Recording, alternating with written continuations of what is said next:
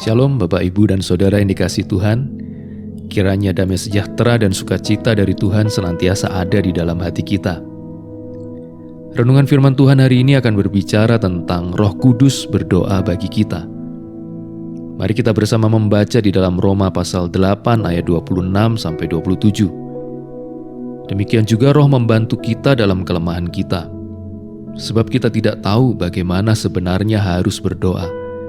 Tetapi Roh sendiri berdoa untuk kita kepada Allah dengan keluhan-keluhan yang tidak terucapkan. Dan Allah yang menyelidiki hati nurani mengetahui maksud Roh itu, yaitu bahwa Ia sesuai dengan kehendak Allah berdoa untuk orang-orang kudus. Kita semua yang percaya kepada Kristus, kita telah memiliki Roh Kudus di dalam hati kita. 1 Korintus 12 ayat 3 berkata, tidak ada seorang pun yang dapat mengaku Yesus adalah Tuhan selain oleh Roh Kudus. Oleh karena itu, apabila kita sekarang telah menjadi orang yang percaya kepada Kristus, itu berarti bahwa Roh Kudus telah berdiam di dalam hati kita. Roh Kudus adalah penolong yang dijanjikan oleh Tuhan Yesus. Dalam Yohanes 14 ayat 16, Tuhan Yesus berkata, Aku akan minta kepada Bapa, dan Ia akan memberikan kepadamu seorang penolong yang lain, supaya Ia menyertai kamu selama-lamanya. Roh Kudus yang ada di dalam hati kita bukan saja membawa kita untuk percaya kepada Kristus, tetapi juga menyertai dan menolong dalam perjalanan iman kita. Roh Kudus adalah salah satu pribadi dari Allah Tritunggal. Kita perlu memahami bahwa Allah Tritunggal adalah konsep yang mendasar bagi iman Kristen. Ada orang-orang yang menuduh bahwa orang Kristen menyembah tiga Allah. Tuduhan ini sepenuhnya salah. Kita menyembah Tuhan yang satu, Tuhan yang Esa. Dalam Ulangan 6 ayat 4 secara tegas dinyatakan bahwa Tuhan itu Allah kita, Tuhan itu Esa. Dalam Perjanjian Baru pun ditegaskan bahwa Tuhan itu satu, Tuhan itu Esa. Ada banyak bagian, ada banyak ayat dalam Perjanjian Baru yang menegaskan bahwa Tuhan itu Esa, Tuhan itu satu.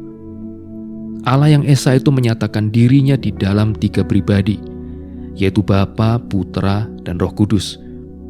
Jadi Tritunggal bukan menjelaskan berapa jumlah Allah, karena Allah adalah Esa, Allah adalah satu. Tritunggal menjelaskan bagaimana Allah yang satu itu menyatakan dirinya kepada manusia, yaitu dalam tiga pribadi. Penalaran manusia memang tidak dapat memahami hal ini secara sempurna. Tetapi kita perlu menerima dengan iman apa yang dinyatakan kepada kita melalui pewahyuan Allah di dalam firman-Nya. Salah satu dari tiga pribadi Allah Tritunggal yang Esa itu adalah Roh Kudus. Dalam Roma pasal 8, Rasul Paulus menjelaskan banyak peran Roh Kudus dalam kehidupan orang percaya. Dan salah satu peran Roh Kudus adalah bahwa Roh Kudus menolong kita di dalam doa kita.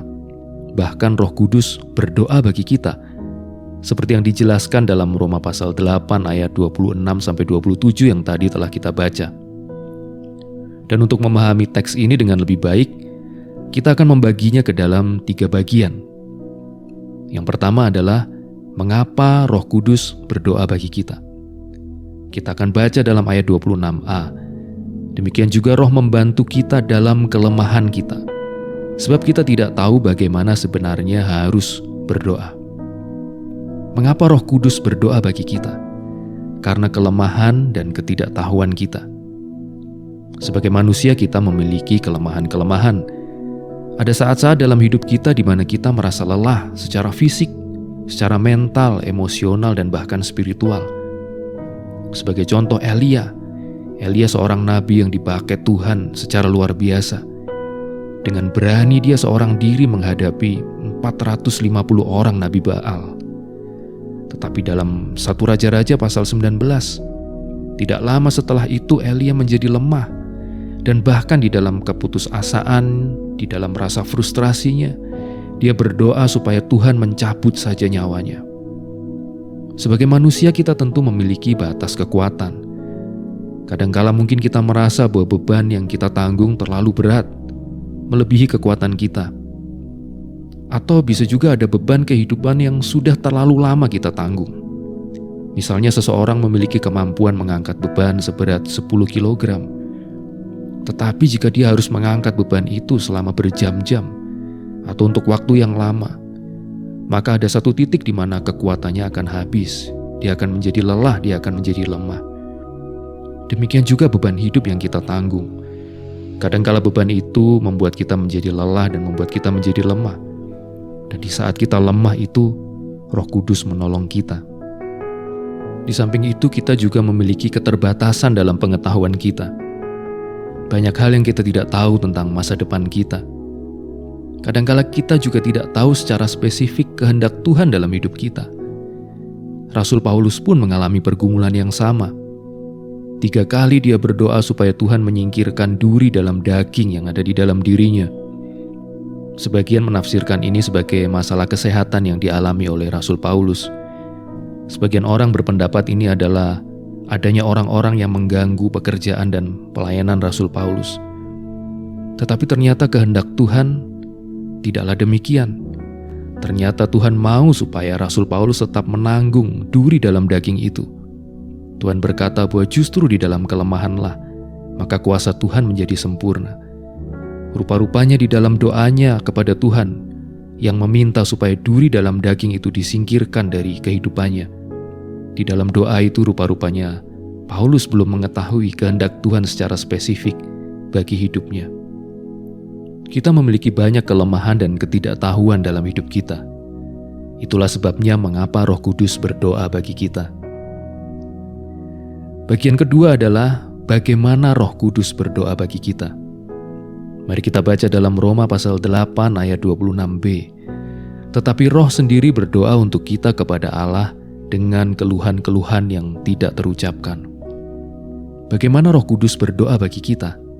Dengan keluhan-keluhan yang tidak terucapkan. Mungkin doa-doa kita kurang tersampaikan dengan baik. Bahkan mungkin kita kehabisan kata-kata karena beratnya beban kehidupan. Di dalam ayat ke-18 sampai ke-25, Rasul Paulus sedang berbicara tentang penderitaan yang dialami dalam kehidupan di dunia ini. Seluruh dunia, seluruh makhluk mengeluh karena penderitaan yang mereka alami. Dan demikian juga orang-orang percaya. Mereka juga tidak luput dari penderitaan dalam kehidupan yang fana ini. Rasul Paulus berkata bahwa segala makhluk sama-sama mengeluh dan sama-sama merasa sakit bersalin. Dan bukan hanya mereka saja, tetapi juga kita yang telah menerima karunia sulung roh, kita yang telah diselamatkan, kita pun mengeluh karena berbagai penderitaan, sambil menantikan apa yang menjadi pengharapan kita di dalam Kristus. Tetapi firman Tuhan memberi penghiburan bagi kita. Roh Kudus berdoa bagi kita dengan keluhan-keluhan yang tidak terucapkan. Apa yang tidak tersampaikan dengan baik oleh kata-kata kita di dalam doa, disampaikan oleh Roh Kudus dalam doanya. Bahkan ada saat-saat di mana kita tidak tahu lagi bagaimana kita harus menyampaikan doa kita. Kita menanggung beban kehidupan yang begitu berat, sehingga kita tidak tahu lagi bagaimana kita harus mengeluh dan menyampaikan keluhan kita itu kepada Tuhan. Maka di saat itulah Roh Kudus berdoa bagi kita kepada Allah. Firman Tuhan memberitahu kita bahwa kita tidak sendiri di dalam doa-doa kita yang tidak sempurna itu. Kita tidak sendiri ketika kita tidak mampu lagi mengungkapkan dengan kata-kata beban-beban kehidupan yang kita alami. Di saat-saat seperti itu, Roh Kudus ada bersama kita. Roh Kudus ada di dalam kita. Dan Roh Kudus berdoa untuk kita kepada Allah dengan keluhan-keluhan yang tidak terucapkan. Dan sekarang mari kita lihat bagian ketiga. Apa hasil doa Roh Kudus untuk kita? Mari kita baca dalam Roma pasal 8 ayat yang ke-27. Dan Allah yang menyelidiki hati nurani mengetahui maksud roh itu, yaitu bahwa Ia sesuai dengan kehendak Allah berdoa untuk orang-orang kudus. Doa yang sesuai kehendak Allah pasti dijawab oleh Allah. Karena Roh Kudus berdoa untuk kita sesuai dengan kehendak Allah, maka doa itu pasti dijawab oleh Allah. Sekalipun mungkin kadangkala doa kita, kata-kata kita tidak sepenuhnya benar, tidak sepenuhnya sempurna, tetapi kita bisa yakin bahwa kehendak Tuhan yang terbaik pasti akan terjadi dalam hidup kita. Mengapa demikian? Karena Roh Kudus berdoa bagi kita kepada Tuhan sesuai dengan kehendak Tuhan. Roh Kuduslah yang akan menyempurnakan semua doa-doa kita yang tidak sempurna. Yohanes 15 ayat 7 berkata, "Jikalau kamu tinggal di dalam aku dan firman-Ku tinggal di dalam kamu, mintalah apa saja yang kamu kehendaki, dan kamu akan menerimanya." Tuhan Yesus berjanji bahwa setiap doa, setiap permintaan yang sesuai dengan firman-Nya pasti akan dijawab dan dikabulkan oleh Tuhan. Dan karena Roh Kudus berdoa untuk kita sesuai dengan kehendak Allah, maka kita bisa yakin bahwa doa-doa itu pasti dikabulkan oleh Tuhan. Kita bisa yakin bahwa apa yang terjadi dalam hidup kita adalah hal yang terbaik yang sesuai dengan kehendak Tuhan. Percayalah bahwa pekerjaan Tuhan dalam hidup kita tidak dibatasi oleh apa yang bisa kita pahami. Pekerjaan Tuhan dalam hidup kita tidak dibatasi oleh apa yang bisa kita ekspresikan dengan kata-kata. Efesus 3 ayat 20 berkata bahwa Tuhan sanggup melakukan jauh lebih banyak daripada apa yang bisa kita doakan atau apa yang bisa kita pikirkan. Hari ini mungkin ada di antara kita yang sedang lemah atau lelah karena beratnya beban kehidupan. Atau ada banyak hal yang tidak kita pahami dalam hidup ini sehingga kita tidak tahu bagaimana kita harus berdoa. Atau kita berada dalam situasi di mana kita bahkan kehabisan kata-kata dan keluhan untuk disampaikan kepada Tuhan. Firman Tuhan menguatkan kita bahwa Roh Kudus berdoa bagi kita di dalam seluruh kelemahan dan keterbatasan kita. Dan percayalah bahwa apa yang terjadi dalam hidup kita adalah hal yang terbaik karena Roh Kudus berdoa bagi kita sesuai dengan kehendak Allah. Dan doa yang sesuai dengan kehendak Allah pasti akan dijawab oleh Tuhan. Tuhan memberkati kita. Mari kita berdoa. Terima kasih Tuhan untuk firman Tuhan yang telah kami terima pada hari ini. Kami bersyukur karena di dalam kelemahan dan keterbatasan kami memiliki Roh Kudus sebagai penolong kami. Saat ini kami berdoa untuk anak-anak Tuhan yang mengalami masalah, yang mengalami persoalan dalam hidup mereka. Kiranya Tuhan menolong, menguatkan mereka, dan kiranya kehadiran Roh Kudus dalam hidup kami senantiasa memberi kekuatan dan sukacita dalam hidup kami. Terima kasih Tuhan, di dalam nama Tuhan Yesus. Amin.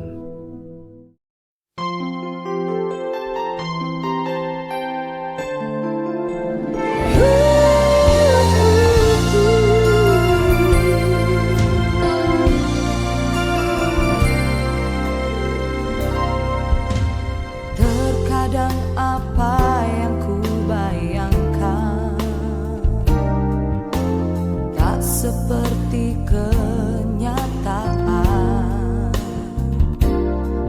Kekecewaan dan keputusasaan membayangi hidupku. Ingin ku berlari, namun ku tak mampu. Di batas akhir kekuatanku, Kau datang dengan kasih-Mu, menyentuh hatiku dan bangkitkan semangat hidupku untuk melangkah tinggalkan masa lalu. Ku sadari kasih-Mu takkan pernah berakhir. Kau berikan arti dalam hidupku.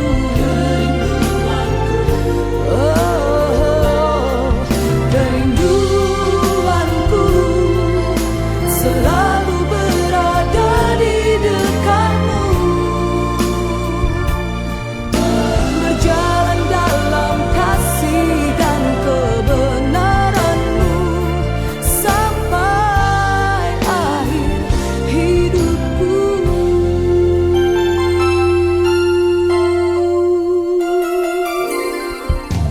Kini tiada lagi keraguan, berganti dengan kepastian. Sungguh Kau jawaban hidupku, Kaulah harapan.